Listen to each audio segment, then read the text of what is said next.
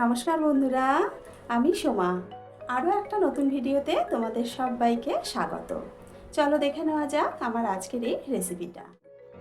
আজ আবারও একটা নতুন রেসিপি নিয়ে হাজির হয়ে গেলাম। আমার আজকের রেসিপি ডিম কষা।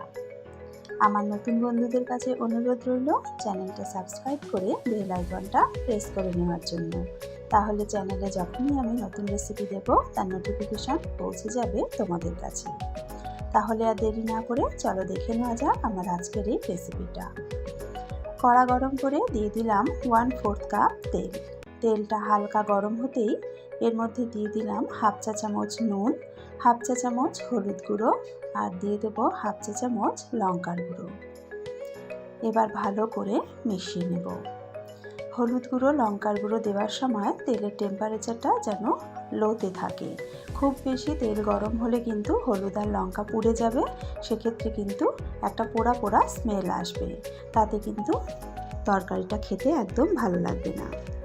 তারপর ভালো করে কড়ার গায়ে তেলটাকে মাখিয়ে নিয়ে এক এক করে 6টা সেদ্ধ করা ডিম দিয়ে দিলাম। কড়ার গায়ে তেলটা মাখিয়ে নিলে ডিম ভাজার সময় কড়ার গায়ে আর ডিম লেগে যাবে না। খুব ভালো করে ডিমগুলোকে লাল করে ভেজে নিলাম। ডিম ভাজার সময় যদি তেলের মধ্যে নুন হলুদ লঙ্কার গুঁড়ো দিয়ে দেওয়া যায় তাহলে খুব ভালো মতন ডিমগুলো ভাজা যায় আর ডিমে খুব সুন্দর একটা কালার আসে। ডিমগুলো তুলে নেওয়ার পর ওই ডিম ভাজা তেলের মধ্যেই দিয়ে দিলাম একটা তেজপাতা 2টো টুকরো করে, সাথে দিলাম ছোটো এলাচ, দারচিনি, লবঙ্গ আর হাফ চা চামচ গোটা জিরে। এবার ভালো করে মশলাগুলোকে একটু নাড়াচাড়া করে ভেজে নিলাম। এবার এতে দিয়ে দেব পেঁয়াজ কুচি।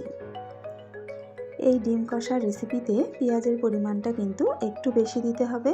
এখানে আমি মাঝারি সাইজের 4টে পেঁয়াজ লম্বা লম্বা করে কুচিয়ে নিয়েছি।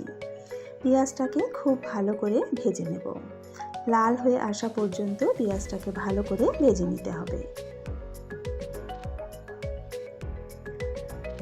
দেখো পেঁয়াজ কিন্তু আস্তে আস্তে লাল হতে শুরু করেছে। আরও কিছুক্ষণ পেঁয়াজটাকে ভেজে নিয়েছি।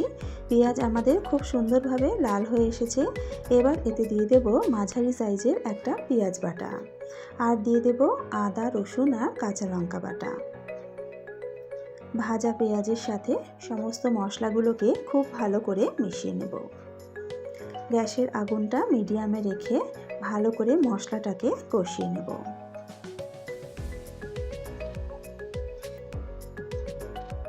মশলাটা কিন্তু খুব সুন্দরভাবে কষানো হয়ে এসেছে। এবার এতে দিয়ে দেব স্বাদ মতো নুন আর দিয়ে দেব হাফ চা চামচ হলুদ গুঁড়ো। 1 চা চামচ দিয়ে দিলাম কাশ্মীরি লঙ্কার গুঁড়ো। এই কাশ্মীরি লঙ্কার গুঁড়ো দিলে কিন্তু ডিম কষাটা দেখতে খুব সুন্দর হয়, খুব সুন্দর একটা কালার আসে। একবার ভালো করে নাড়াচাড়া করে মিশিয়ে নেওয়ার পর সামান্য একটু জল দিয়ে দিলাম মশলাটাকে ভালো করে কষিয়ে নেওয়ার জন্য। যেহেতু এখানে গুঁড়ো মশলা ব্যবহার করেছি তাই একটু জল না দিলে কিন্তু মশলা পুড়ে যেতে পারে। মশলাটা কষা হতে থাক, ততক্ষণে আরও একটা মশলার পেস্ট বানিয়ে নেব। একটা বাটিতে নিয়ে নিয়েছি 2 টেবিল চামচ টমেটো সস। তাতে দিয়ে দিলাম 1 চা চামচ জিরে গুঁড়ো, 1 চা চামচ ধনে গুঁড়ো আর দিয়ে দেব 1 চা চামচ ম্যাগি মশলা। ম্যাগি মশলা কিন্তু যে কোনো দোকানেই কিনতে পাওয়া যায়। এবার সামান্য একটু জল দিয়ে ভালো করে মশলাটাকে মিশিয়ে নেব।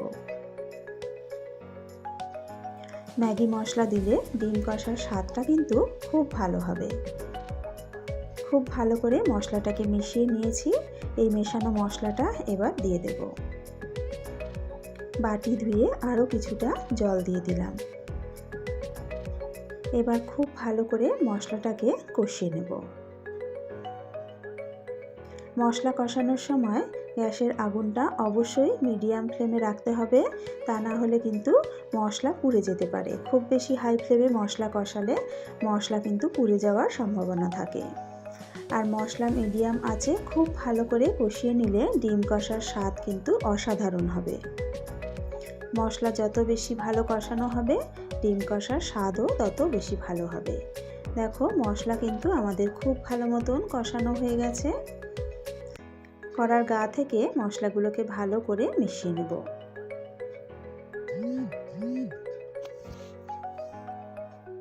এবার পরিমাণ মতন জল দিয়ে দেব। আমি ডিম কষাটা একদমই মাখা মাখা শুকনো শুকনো করব, তাই এখানে 1 কাপ মতন জল ব্যবহার করেছি। তবে তোমরা যেরকম পরিমাণ গ্রেভি রাখতে চাও সেই অনুযায়ী জলটা ব্যবহার করতে পারো। জলটা দিয়ে ভালো করে মিশিয়ে নিয়েছি। এবার ভেজে রাখা ডিমগুলো এক এক করে দিয়ে দেব।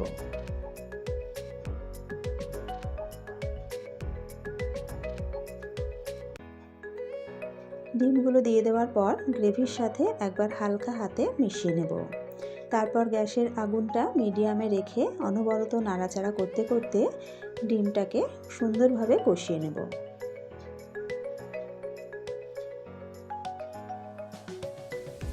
মিনিট 5 সময় নিয়ে ডিমটা রান্না করে নিয়েছি। দেখো গ্রেভি কিন্তু একদম শুকনো শুকনো হয়ে গেছে। এবার এর মধ্যে দিয়ে দেব হাফ চা চামচ গরম মশলার গুঁড়ো। গরম মশলার গুঁড়ো দিয়ে আবারও হালকা হাতে একটু নাড়াচাড়া করে মিশিয়ে নেব। আমাদের ডিম কষা কিন্তু একদম রেডি। এবার নামিয়ে গরম গরম সার্ভ করে নেব। তৈরি হয়ে গেল ডিম কষা। গরম গরম ভাত, রুটি, লুচি, পরোটা সব কিছুর সাথেই কিন্তু এই ডিম কষা খেতে অসাধারণ লাগে। আশা করি আমার আজকের এই রেসিপিটা তোমাদের ভালো লেগেছে। যদি রেসিপিটা ভালো লেগে থাকে তাহলে অবশ্যই কিন্তু রেসিপিটা একবার বাড়িতে ট্রাই করো।